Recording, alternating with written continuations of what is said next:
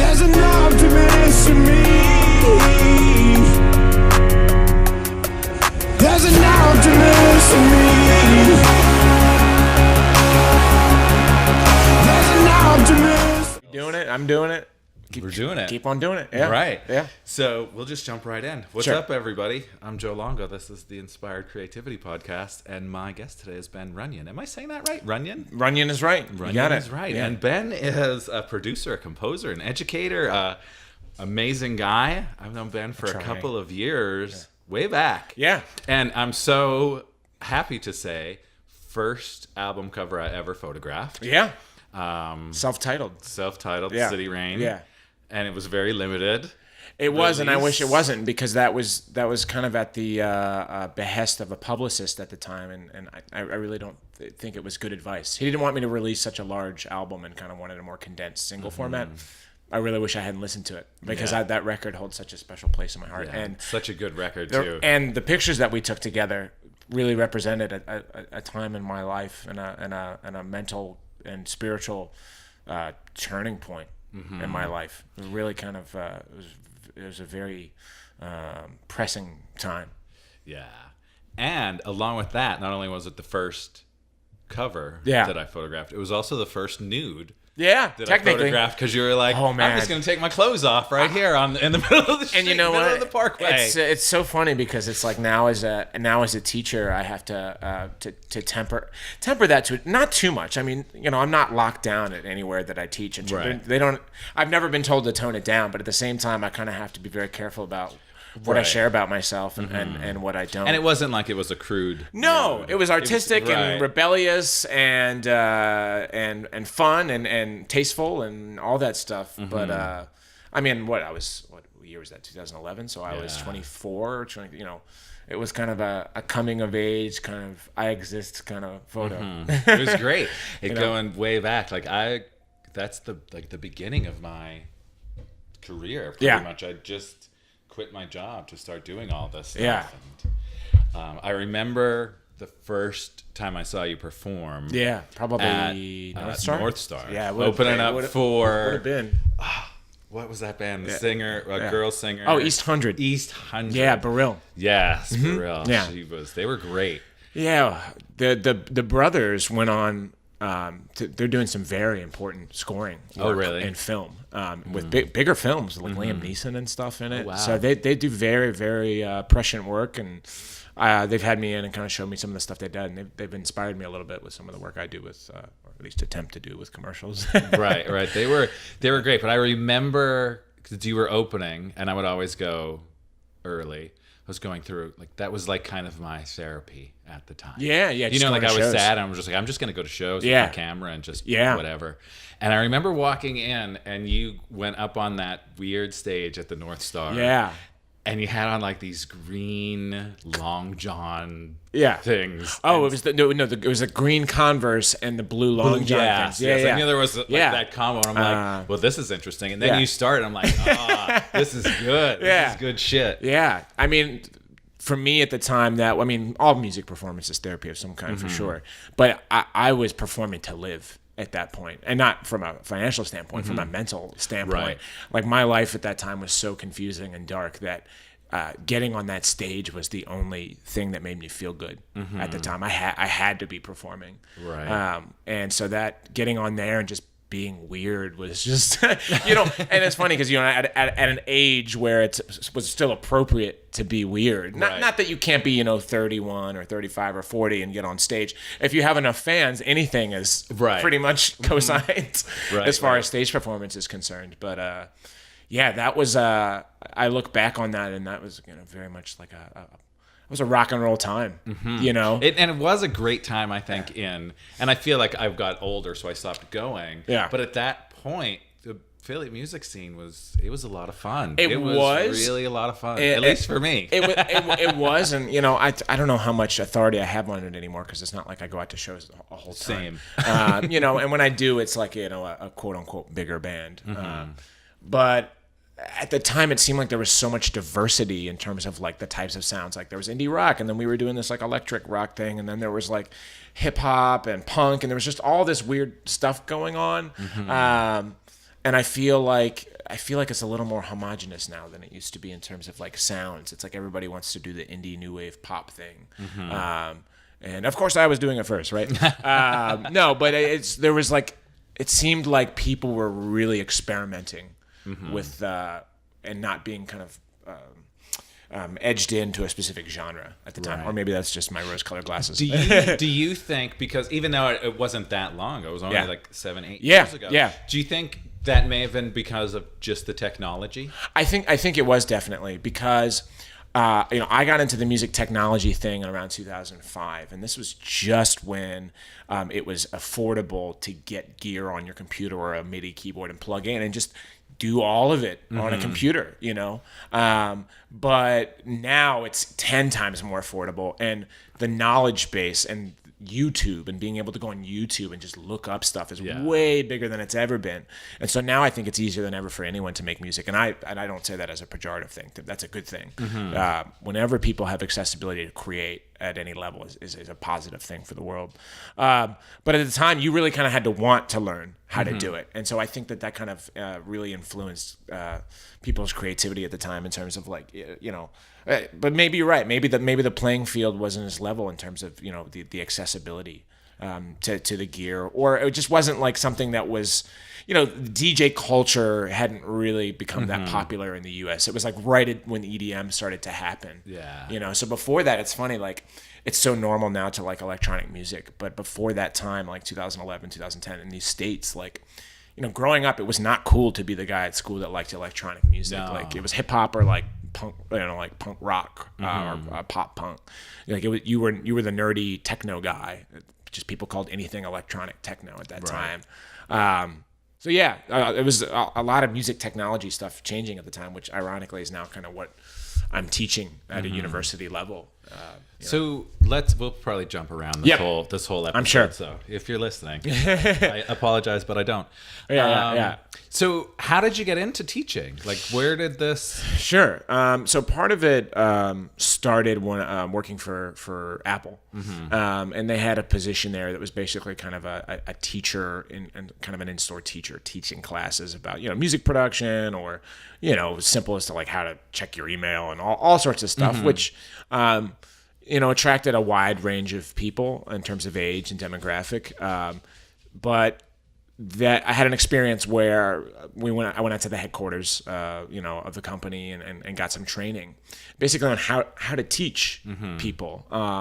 And that was pretty unreal for me because I didn't ever. That's not something that ever crossed my mind. I never grew up with that. I want to be a teacher. I want to get up in front of classes and explain things to people. It just wasn't even anywhere. I'm a very introverted person, and I just never thought I would do that. But the kind of the interesting part about it is, now that I'm not performing as much, although I'm getting back into it now, hopefully. It kind of became the extension of performance and kind of filled in that void for me in terms of, having a group of people to listen to what I have to say, which, I feel the same way. Like if I'm teaching a yoga class, like way back in the early 90s when I would sing in a really bad band. It's like that same, it's the same thing. Oh, I have an audience. Right. And you know what? I no shame. I need that energy and I enjoyed that energy, I have something to say, people want to be listened to. I don't think it's pretty natural. But long story short, I got into that, and then I thought I wanted to kind of expand my opportunities.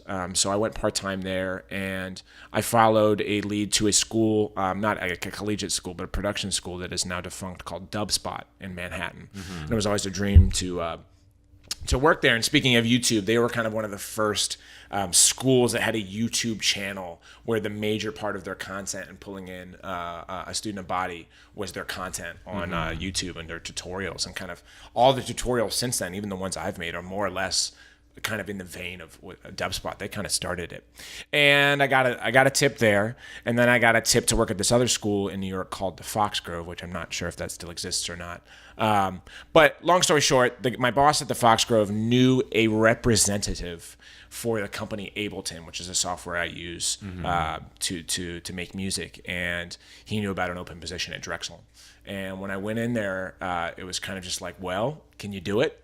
Like, do you want to do this or not? And I was like, oh, yeah, let's do it. And my relationship with the students It's very interesting because it's part elder and it's part peer, and so it's kind of like a cool age where I'm still cool, Right. But I'm also in charge, and I'm also leading people and giving them advice about life or music or art and things like that. And it's an incredibly important energy for me. It gives me purpose. As much as music, has. Obviously, it's completely intertwined with that. But I need the teaching. I love it. I would do it. Well, I don't want to say for half the money, but maybe I wouldn't. But it's like air. It's like oxygen to me. Right. Yeah. Yeah. It really is a special feeling. Like I was a IT director at DeVry University. And I did not know that. Yeah. Yeah. Right when we met, I just left. Yeah. And I had a group of student workers. Yeah.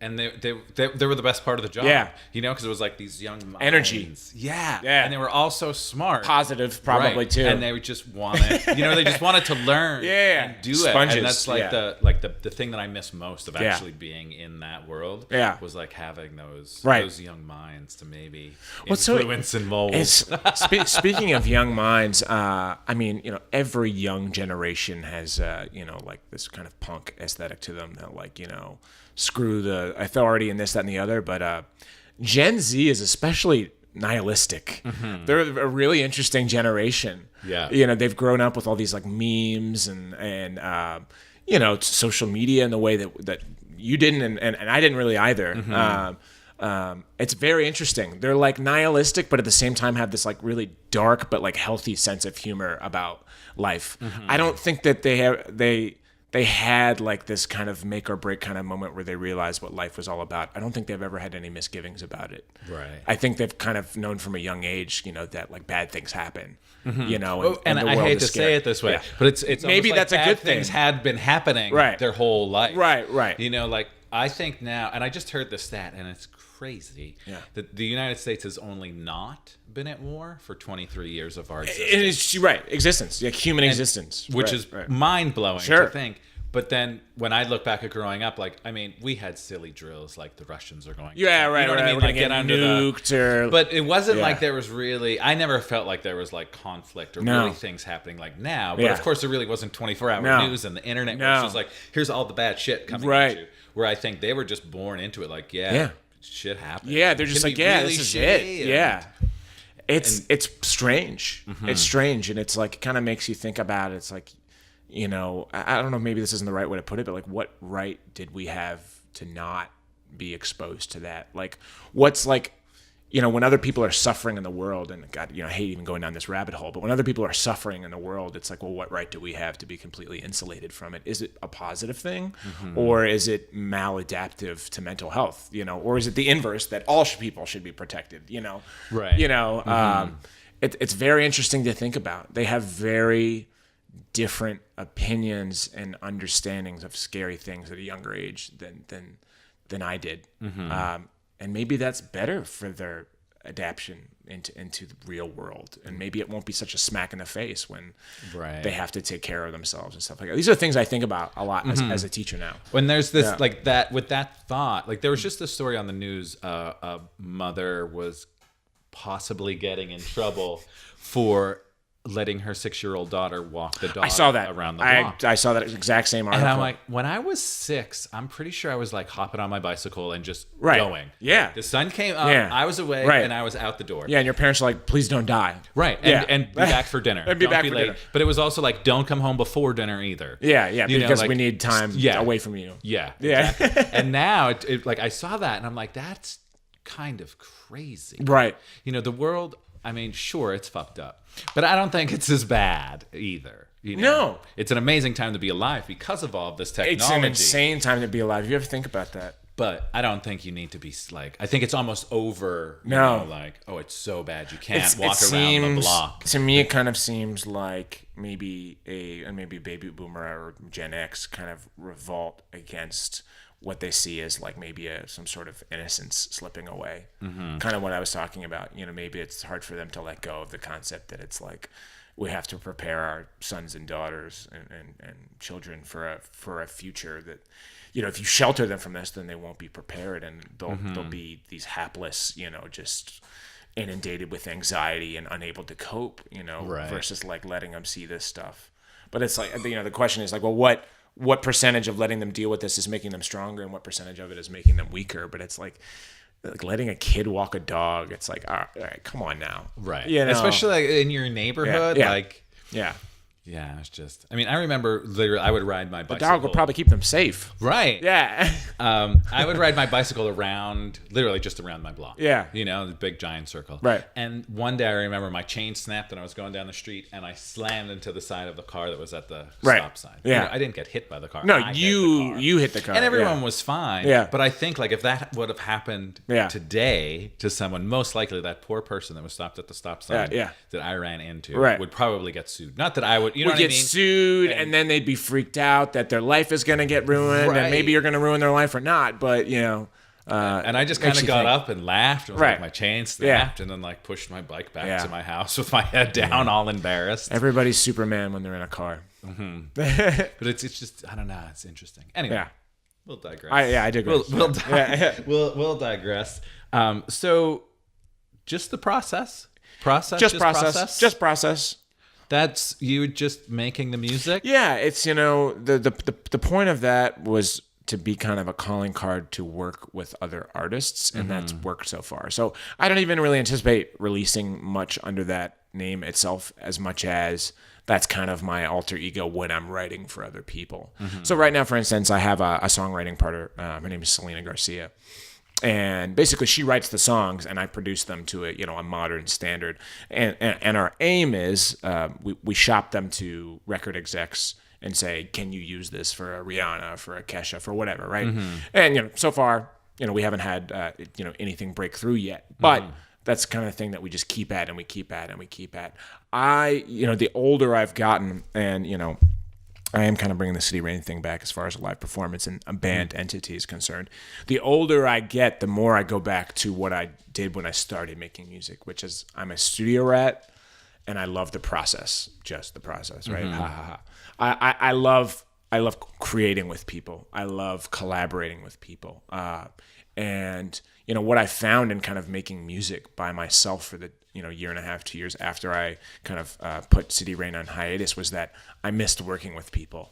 And what I always say to people is you're only capable of doing what you're capable of doing, right? Everybody has some sort of ceiling that is like, all things aside, the best possible outcome for you is to be this, and the worst possible outcome for you is to be this. So you're limited. All people have limits, and I don't mean that in a pejorative sense. It's just you have a uniqueness about you, and strengths and weaknesses, and so on and so forth. And the same is true for everyone else. So when you combine your strengths and weaknesses with somebody else's strengths and weaknesses, you can come up with some pretty wild stuff that wouldn't be possible with just one or the other person. And I think that's what's so exciting about creation, is that when you get together with someone, you can kind of go to a place that you wouldn't be able to alone. So the sum is greater than the parts, and that's really exciting about creativity, and that's never gotten really less exciting to me. I feel the same way. Like I mean, I love just going and creating, but I say to so many people, like I've been doing it alone in a way, but I just want like a team of people around me to be like, let's just go make something awesome, right? And just to get in that creative flow and feed off of others' creativity. Right. It's as a video interview I watched with Brian Eno, famous producer for U2, Talking Heads, started really the ambient music genre, general music thinker. He said, I've only ever had really one idea, and I've been just doing it in a million different ways. It's like you really are just one idea, and that's what you are, but you try to do it in a million different ways. But when you take somebody else's one idea and you combine it with yours, that's when the magic happens. Exactly. Yeah. So City Rain is coming back. Yeah, not in the form that it ever was. Right. This is maybe the but another, fourth or fifth different iteration rendition of it. of it. Yeah. Which is great. And you said earlier that the first band practice is tonight. Yeah, first band practice is tonight. So it consists of my best friend and one of my best men for my wedding, Matt Rivard. He's studying to be a physician's assistant right now. So super smart dude, you know, studied neurology, all sorts of stuff. So he's part of it. He's guitarist. His girlfriend Amanda does the backup vocals, and she has a band herself, whose name escapes me at the moment. Incredible kind of like soul singer. So it'll be a really great addition on stage. And then one of my former students who's now graduated, Gabby Raylos, and she's a guitarist as well, and she's got her own band called Afloat, which is kind of this like cool sad girl punk rock kind of outfit. That's really, really, really cool and really edgy. So it's exciting. This is the biggest the band's ever been. Yeah, I was gonna say, because typically it was like you and one other person, maybe two. Right. And as someone who's not very open to doing things differently and has a very specific way of doing things, what's cool about it is they all have other things going on. And I think that's one of the biggest mistakes, maybe not mistakes, but in a corporate sense, I failed to set expectations correctly. With other people, you know, City Rain's my project. It always has been. You know, when you have a partner that's also the only thing you're working on, there's bound for something uncomfortable to happen. And so they all have their other bands and things going on. So it's just a fun thing for us, and we all kind of understand, you know, what's going on with it. And you know, it's like we all know what we're there for, and we're just they're there to jam and have a good time, and I'm there to kind of get out that release that I need with the music. So we did perform a few months ago on Radio 104.5. So like my first live performance in 2 years was live on the radio to like, that's awesome. You know, 500,000 million people in the greater Philadelphia area. And it's like as they were counting down to it kind of coming on air, I was like, wow, what am I doing?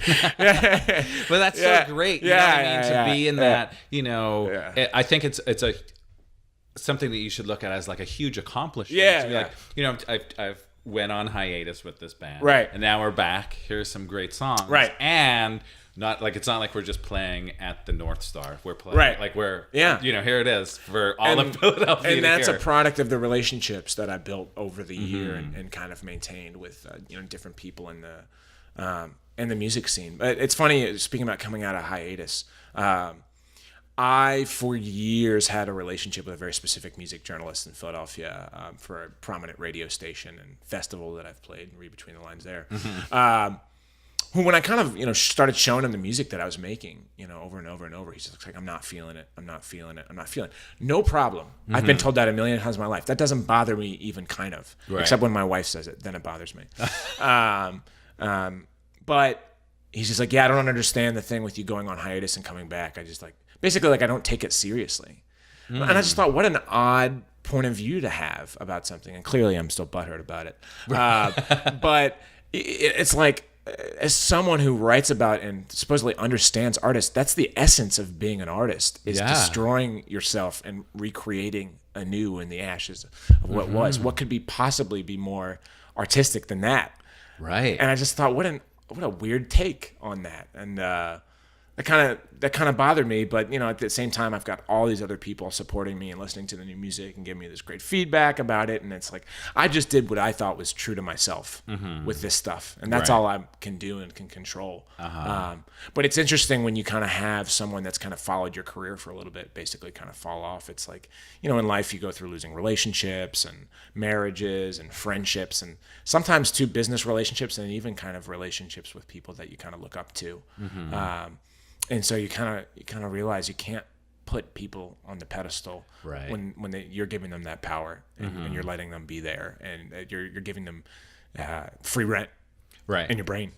I know. I feel that happens a lot in the yoga world. Yeah. People kind of do that with a teacher. Like they kind of give this. And then all of a sudden the teacher is a human. And then there's like this fallout. They don't compliment them the right way. Or they don't, you know, say you're doing a great job, or you know, whatever. And that's like, you know, you've allowed them to crush your whole world. Because you put them. Typically, like we are the ones that put that person on the pedestal, when really they're just like. And in the same way, I'm very cognizant of that when I'm teaching. And being very careful about the language I use with students when, you know, when it's on a certain project and this, that, and the other. I mean, there's a balance of being firm and direct, and there's also like, you know, reinforcing positive feedback with constructive feedback. It's, people are very, very fragile. Yes. Yeah. And I'm no different. I'm as fragile as they come. I mean, that's why I'm an artist. And, as someone that in school and in learning was always very, very sensitive if I got called out in class in front of people or something. I'm always make sure never to do that. And especially I'm very, very cognizant of it if peers are doing it to one another. Which leads me to another thing. What I've noticed about this generation of students, and there's probably a possibility that some of it I'm not seeing, and I know some of it's online, but they don't bully in exactly the same ways that maybe we were bullied or people bullied, in our time. Especially with like LGBT stuff. When I was in school, getting bullied for being gay was like, or being bisexual or whatever, like that was like the big thing. And now it seems almost unconscionable that anyone would do that, which is fantastic. Right. It's great, but it's just amazing that even in 5-10 years, the movement from how the level of sensitivity that people have to people that are different than them, is great.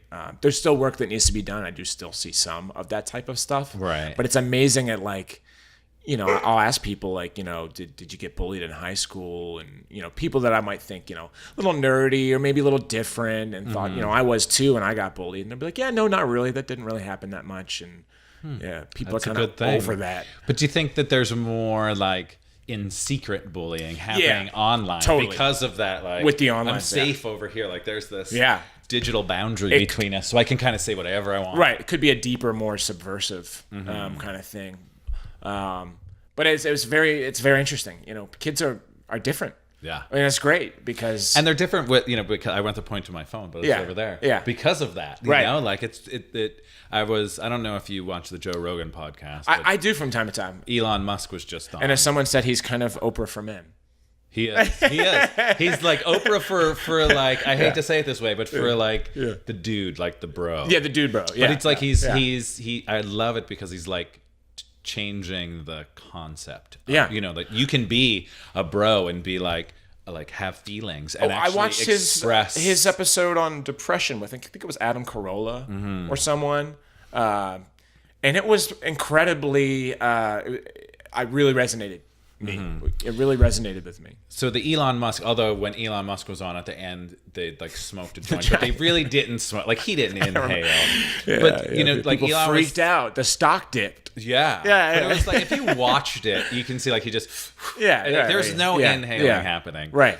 But Elon was just talking about like how like we're already cyborgs. Right. We just don't acknowledge that our phone is acting as it may not be brain. Inside of us. Right. But it might as well be. Yeah. And I think that has changed the younger generation as well. That it's like, in a way, they're so much smarter than we were because everything is right at their fingertips. but weaker in a way too, with at the behest of the phone. Right. I make fun of them all the time. Good natured, of course, and I'm gonna be like this. I'm like, this is what you are. Just you can't get out of this trap. You're in here, and it's like. It's like Pavlov's dog. You put it over here, and it's like you sweat because it's not near you. And I think I even remember a time when that began to happen to me. When I remember like the ding or the vibration. You're Pavlov's dog. Right. There are times that I would think that I heard it. I would think I heard. Or you feel like a phantom buzz in your pocket, and I'm like, I'm sick. Like, oh, that's nothing. Yeah. You're just conditioned. So it's funny because a lot of the new softwares on phones, on Android and iOS and all that stuff are making features, to kind of help you understand how you use phones, right? And I think companies are now being forced, by the public to implement these features because of this kind of feedback. It's like, but I don't know, we've slipped down the slope. We're not going back. No, it's just going to keep on going. Yeah, which is fine. And I like from the get-go, like I remember saying, it's all how you use your tools, like how are you going to use all of this technology? Right. Not to like make it easier, but to uplift. Right. Make it better. Yeah.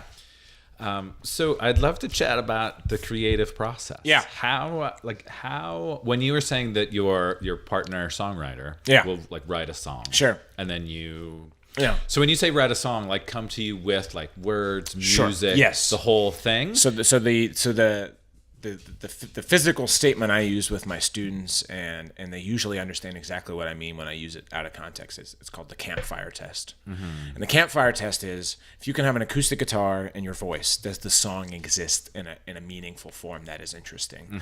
And if it does, then you can go from there. You know, if it doesn't and you have to save it with production, then you don't really have a strong core of a song. So, for instance, in this one song that is yet to be released and may never be released until we find an artist for it, which is kind of one of the other weird things about creating, is that sometimes you create things and you keep them to yourselves. Is a song called Wet Cigarettes, and it's a really cool song, and it's like the original style of it was kind of almost like Western country Americana, but what I turned it into was like almost like a modern trap pop kind of thing that's, you know, super popular. And she just came with just straight up chords. And more often than not, when I'm working, I'm being sent a file, and I can work by myself and be in my own little bubble of my own judgments. But in this case, we actually sat in the studio with her and her manager, and we sat there and ironed it out in kind of a songwriting camp kind of style. So it actually started out with them peering over me in the studio writing stuff, which is kind of a new... not necessarily a new experience, but I hadn't had that in a long time with someone there just kind of watching me, which, you know, obviously if someone's watching you, you're bound to do something different than you would by yourself without free of any judgment. Right. For better or worse. And we sat down and we kind of ironed it out, and, you know, just kind of the basis of it. And then I got the experience where I got to go home and say, give me a week, you know, in my own little brain to kind of fool around with this. And then I came back for another session, and we sat there and I basically demoed it for them. And they're like, we love this. Yeah. And it's cool because, you know, when you have someone coaching you through it, that thinks a different way than you do, you come up with just, you can, it's almost like I'm a huge NFL football fan, right? And I'm a huge basketball fan. It's like everyone has a certain potential, and sometimes it takes a certain person or coach to kind of coach the best performance out of you and push you and make you a little uncomfortable. And that's really important to have that person. Yeah. For instance, even in music, you know, I do in commercials for the few things I've successfully had out there in a commercial. You know, it takes a great music supervisor, basically an in-between between a client and, you know, myself, that's saying, you know what, this is cool, but I think you can do better. And you're like frustrated, like, damn it, like, that's not what I wanted to hear. I wanted to hear that this was good, and I wanted you to, you know, pet my head like a dog and tell me I'm a good boy. And it's like, no, this ain't it. And they'll keep going and going, and to the point where you're frustrated, and you're like, I can't do any better than this. And then they push you a little bit further, and then you realize, damn, I created this. Right. I can't believe I can do this.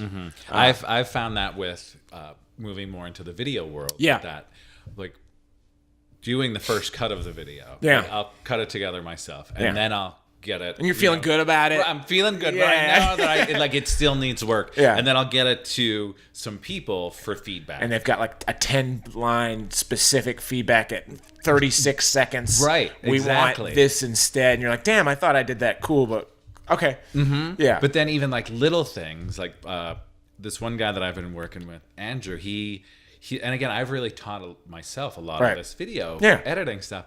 And the first like round of cuts that he sent back to me was like, you know, you need to put a beat in there. Yeah. And I'm like, oh, that makes sense. Right. Like just like music. Like sometimes you don't have to play the guitar all the time. Right.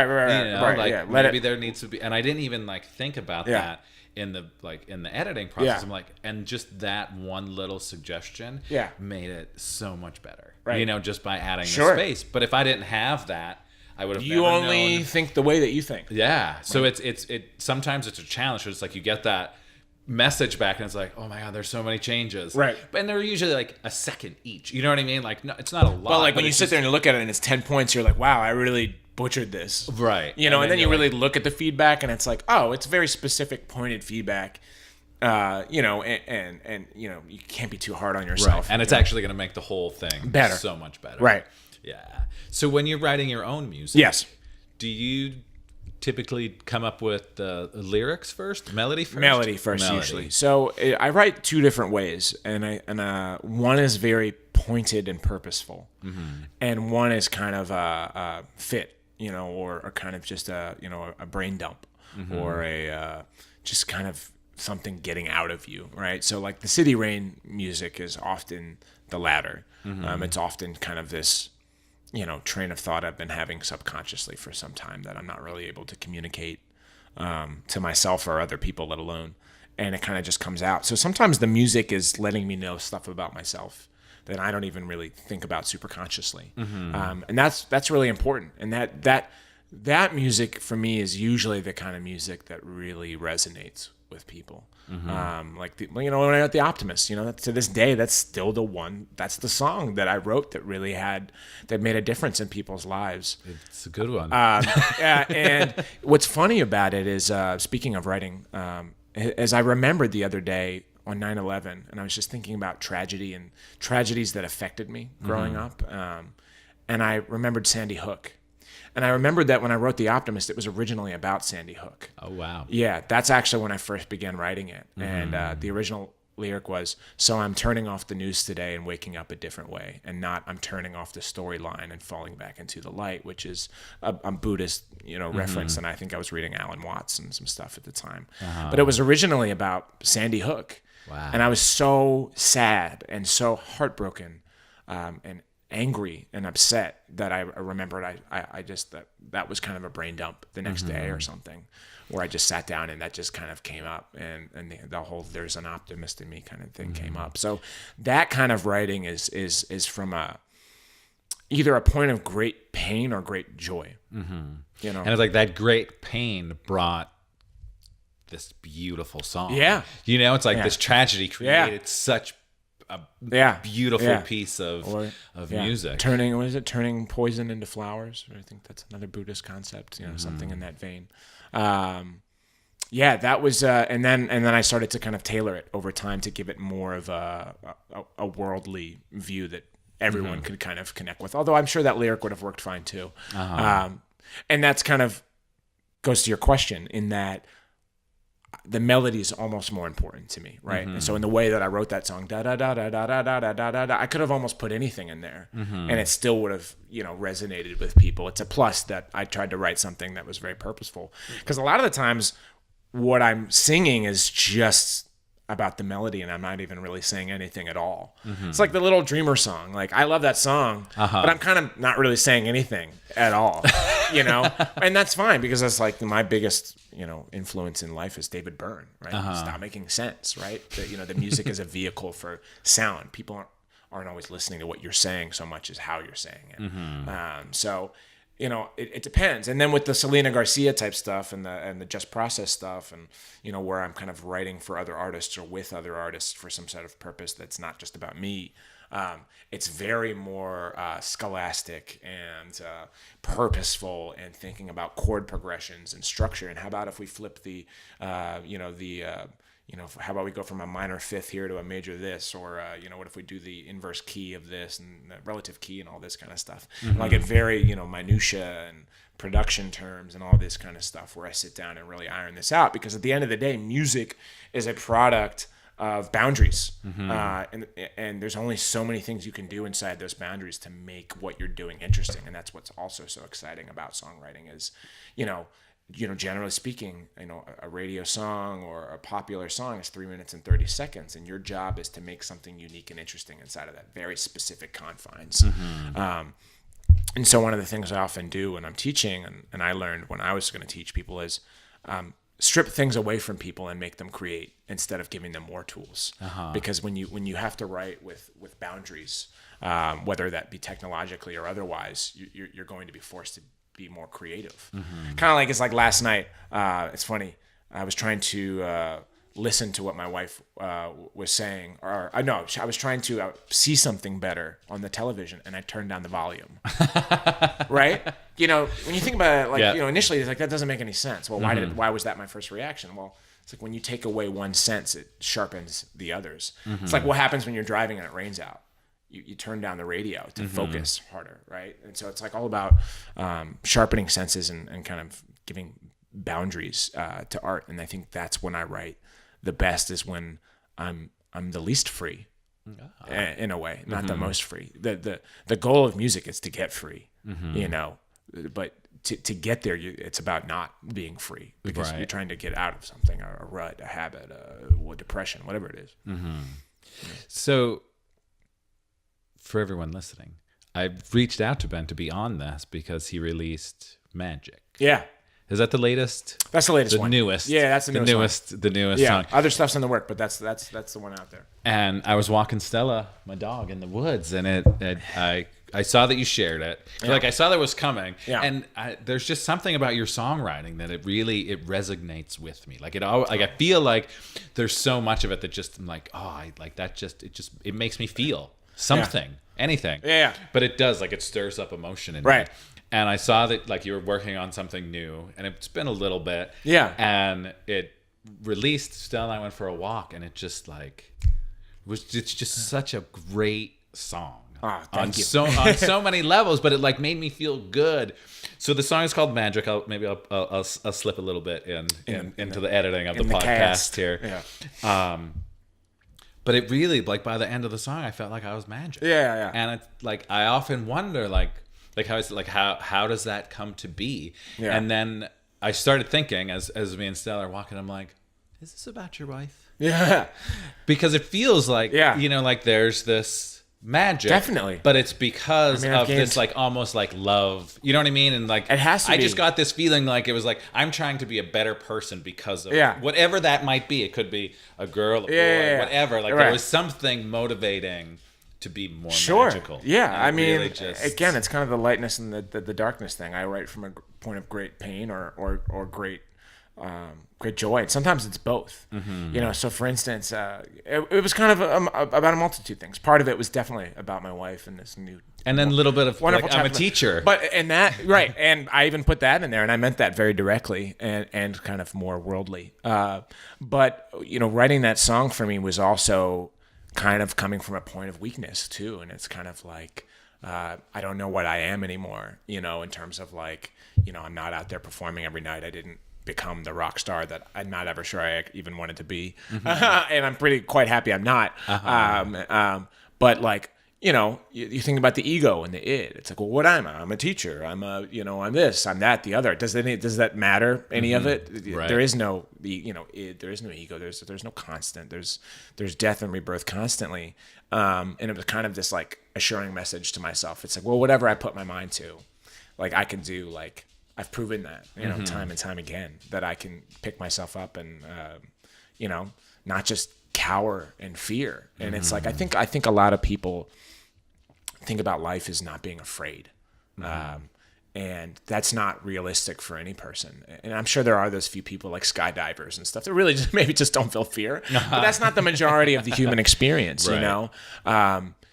And a lot of that is kind of what, I worry about with my students, is, how fragile they are and how fragile people are. And what I try to instill in them and what kind of comes out in the song is that like, you're just going to get your ass kicked over and over and over again and over. That's just the facts. Mm-hmm. That's just the facts. And it's sobering and it's scary. And some days it consumes me. And then I get tired of it. And then it kind of pisses me off. And then I'm like, well, I'm not in control. So why do I keep fighting? Mm-hmm. Let go or be dragged. And, I'm not going to be dragged. And so the only other option is to kind of let go. And in those brief times where I really am truly able to do that, which, admittedly can be rare, mm-hmm. Is like when I'm like, you know what, I'm still Ben Runyan and I can still kick ass, mm-hmm. And I'm not going to let, this, just, pull me down. I'm not going to do it. And I draw on that power.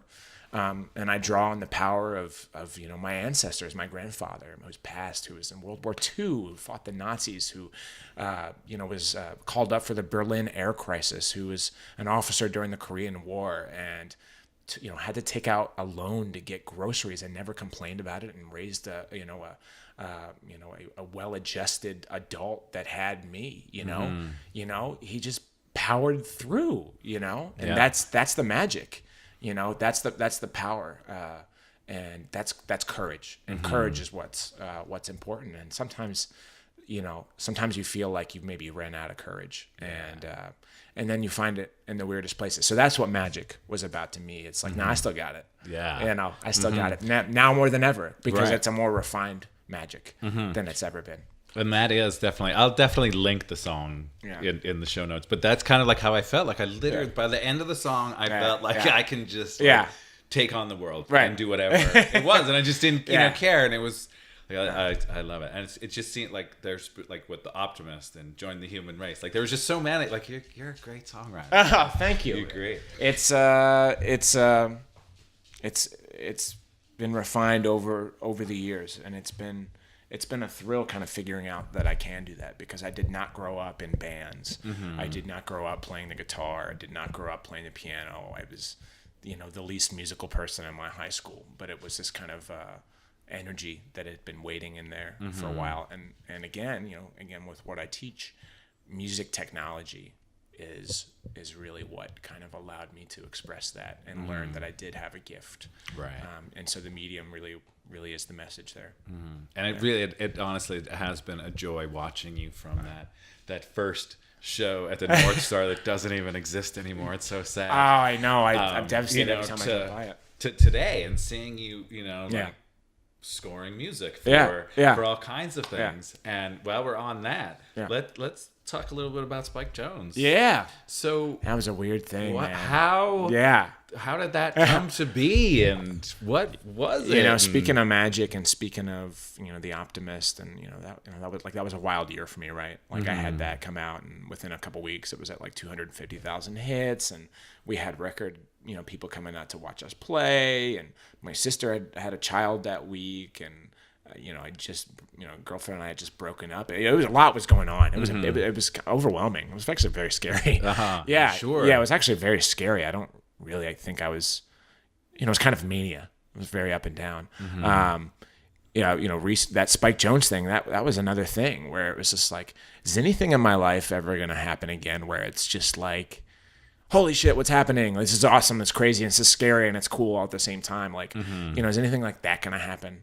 And it kind of just did, way out of the blue. I was about to start teaching again last year, and I got a call from a friend of mine, Patrick, who's a music supervisor, that kind of got me started in scoring. And I'm through a friend, Steven, in New York, and in my time up there in New York, which I still go up and meet up with those kinds of folks, and keep FaceTime and all that stuff. Yeah. So that happened, and he's like, "Hey, there's this thing happening, and we need someone to do sound for it." And I'm like, "Well, what do you mean? Like, I've never really done like live sound or theater sound." I'm like, I didn't even know what he was trying to say that was expected of me. They're like, "Someone dropped out. We need you to do. Can you do this?" I'm like, "Well, what is it?" And he's like, it's a stage play. And I was like, all right. So when he was telling you all this, did he like lead in with Spike Jonze, or just like, I have something, I have something for you? He dropped it at this point. He's like, it's a play. It's by Spike Jonze. And I was like, what? And I was like, I don't know if I can. Yes, I'll do it. You know what I mean? Like, I didn't even really know what I was getting into or doing, but I was just like, you know what? This is one of those things where the opportunity comes knocking, and you just say yes, and you kind of figure it out as you go along. And so I said, yeah, and I got on the set, and oh man, it's a scary energy. I mean, these are all pros. I mean, these are seasoned dancers. These are seasoned theater people. These are seasoned directors. These are seasoned photo people. These are seasoned video people. This is big time. It's the big show. That's the real it's deal. Not fuck around time, right? And I was very intimidated and scared by that. And what was really expected of me was to cut up the music that was already in the show, right? Existing popular music, LCD sound system and stuff, and edit it so that it was to the right beats for the dancers. So basically the choreographer, Dina, I believe the name was, and God, the other guy's name, Ryan something, Ryan Anderson, I forget, Ryan Heffington, who's done Sia's videos, who's done, Kanye, the big time stuff. They're the ones kind of yelling at me because I wasn't really knowing what I was doing yet. So I had to relearn theater lingo from high school of beats and steps versus what I would call tempo and this, that, and the other. And I had to immediately learn that language and immediately play it at the right time, cut it at the right time, do edits on the fly, and make sure it's going right to the choreography. But very quickly, I learned and figured out how to do it very fast, and kind of get in there and do it. And I started to build this kind of rapport and relationship with Ryan Heffington and Dina, and really kind of learn about what they do. And very, very down to earth people, but very serious. I mean, this is their life. This is their craft. They're not fucking around. And of course, a relationship with Spike. And so we had meetings together every other day or every day. And he always referred to me as Ben and, and asked for my input every now and again. And I had to show him some stuff. Like, for instance, this one scene, right? It's a club scene and it's this song playing by Underworld. And in the song, it's a very consistent tempo. But in the scene, they wanted it to be kind of like everyone was drunk and everything was slowing down for a moment and you're lost in the haze of the night. So I had to, kind of have a part where it slows down like a vinyl and then filters and sounds really warbly and then all of a sudden snaps back into the beat. And so I had to kind of edit this and then give Spike the headphones and be like, is this what you're looking for? And no, yes, this is it, good job, moving on with it. But as the week kind of went on, everybody was kind of going directly to Spike and there wasn't kind of like an order to it. And eventually they kind of had someone to talk through Spike to make sure that the line of information and the chain of command was all working effectively. But I got to work side by side with Lakeith Stanfield from Atlanta and that new movie, Thank You for Watching. Thank you for watching sounds. Yeah, something like that. He's kind of, coming into his own. And then one day Jonah Hill was on set. And this was 10 days back and forth where I drove back and forth to New York. Oh wow, and that sucks. And then, but then one of those nights, I was like, I can't go back. Like I'll have a mental breakdown if I have to go back and come back. And so the music director, Spike's brother, Sam Spiegel, was like, all right, you can just stay at my house. And when he said that, I thought he meant like his house in New York, but he doesn't have a house in New York. He lives in L.A. So we take an Uber there, and it's their parents' house. It's Spike Jonze's parents' house, and I stay at a bunk bed in the house. And the next morning, I come out, and there they are in their robes, the parents, and I have my morning coffee with them and everything. And it's just like this wild experience, and I'm like, what's happening? Wow. And as soon as it started, it was we went through opening night, and that was it. Wow. So did you actually control the music live? No, as it was. My job was simply to get in there and kind of like make the soundtrack for the whole show and make sure that it flows and that it's smooth and that the transitions are right and set it up so that the person that's running the real cues has all this. And part of this was just kind of music in between to just kind of be as like a pad for an in between and not even music, just kind of sound design. And it was just experience on the fly. I didn't have the resume for that, but I got it done. Wow, that's awesome. It was just, it was super exhilarating and scary, and I definitely got yelled at a couple times, but and I definitely kind of wanted to storm off set a few times, and I was like, I can't do that. Like, I gotta kind of toughen it out. It was wild. It's not something I'm sure I'd want to make a life out of, but it's definitely something, But what an experience. But it was wild. It was so wild, and I was paid for it and all that stuff, and then the final night they had a little segment with Spike on Jimmy Fallon, and I had to edit the song on there to get the cuss words out of it, and I had to take different parts of the song and input it there and make it sound natural or like it was on purpose. So the audio you see on that YouTube video on Jimmy Fallon is what I put together. Oh wow! Yeah, so awesome. It was so weird. Yeah, and they're like, Ben, we need one more edit. It's for Jimmy Fallon, and I was just like, it was crazy. So surreal. Very surreal. And the whole time, Spike was on the phone with Jimmy Fallon. He's like, hey Jimmy, we're gonna, it was just such a weird air to be in, right? I hadn't been around that since maybe opening for the Lumineers at the XBN Festival years ago, or playing with Washed Out, or some of the bigger acts I've played with, where it's like, you're working with people that are in the big time. Right. Right. There was two years ago. I'm a big Michael Franti fan, and I'd photographed.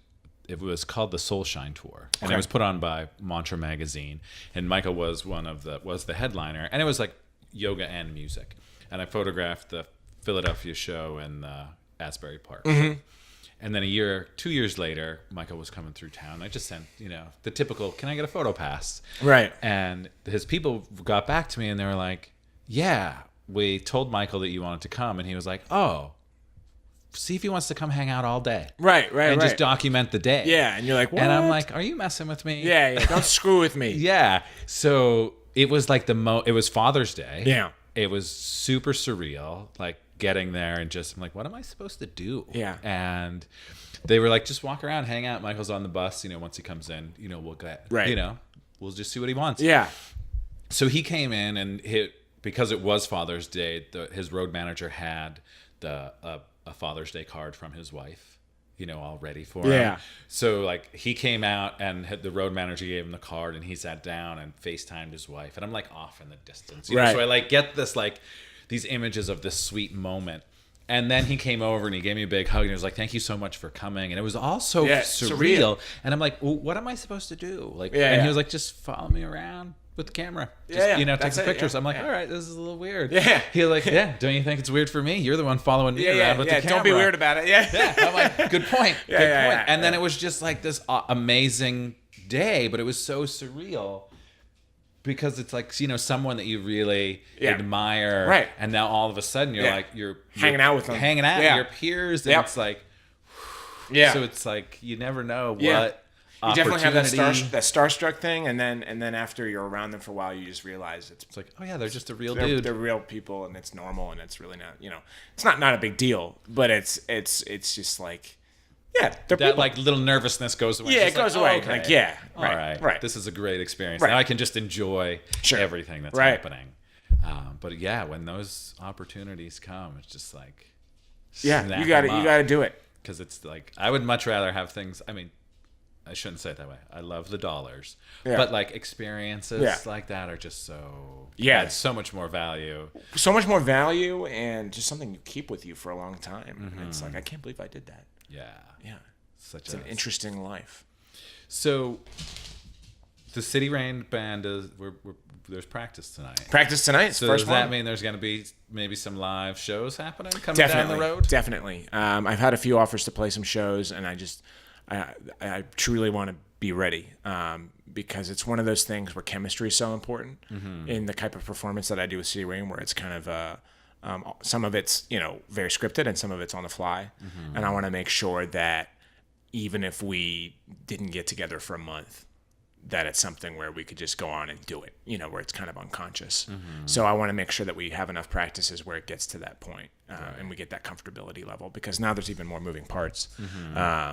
And so it's tonight we're just going to practice the classics to make sure that we even have those down, like The Optimist and Join the Human Race and stuff. And then we'll move to the new stuff from there and figure out how to perform that. Right. And what percentage of it is live instrumentation, what percentage of it is a backing track, and so on and so forth, and make sure balance the most interesting show with the most efficient show. And I'm really looking forward to it. I feel the need for that release in my life. Like, I'm so happy and comfortable, and so I feel the need for something, that edge again, to kind of get out there and create a little chaos on stage. Right. Well, when it happens, please let me know. I want to come with my camera. Done. It'd be great. Thank you so much for taking the time. Thanks for having me to come and sit in my kitchen studio. Thanks for having me. I feel like it's a good thing for me today. If Mark Maron, the Mark Maron podcast. He does his in his garage. I apparently do mine in my kitchen. I love it. I got to listen to a little bit some of the other stuff. Thank you. And it sounds great. I love podcasts. I love the format. Me too. It's really it's a lot of fun. Yeah. And I love talking to people. Me too. It's great. Therapeutic. So where can everybody find you? BenRunyan.com. BenRunyan.com. And just check me out on Spotify and Apple Music. I'll link them all up. Hit that follow, smash that follow button, and you'll kind of get the new feed of whenever I release music. It's never been a better time to release music right now. Right. I fully believe that. It's just gotten better, actually. It was worse when I started. Well, yeah, because it was almost like you have to put out like a whole thing. On a MySpace and on a Facebook and on a this and on a that and your SoundCloud and your Deezer. And it's like, now it's just like, just put it on Apple Music and Spotify and just post some links. And eventually you'll kind of get a following because of the way the algorithms work in terms of like putting music out at people. Right. And so it's exciting. It's like, it's never been a better time and there's never been so much competition. But I think the streaming platform has turned out to be a positive thing. Yeah, I think so too. There's just so much good stuff out there. Yeah, it really is. Just a matter of finding it. And being found. Yes, exactly. Well, thank you so much. I really appreciate it, and I look forward to coming to that first show. Hell yeah. And capturing it all. Sooner than later. All right. Thank you all for listening, and I will talk to you all next Wednesday.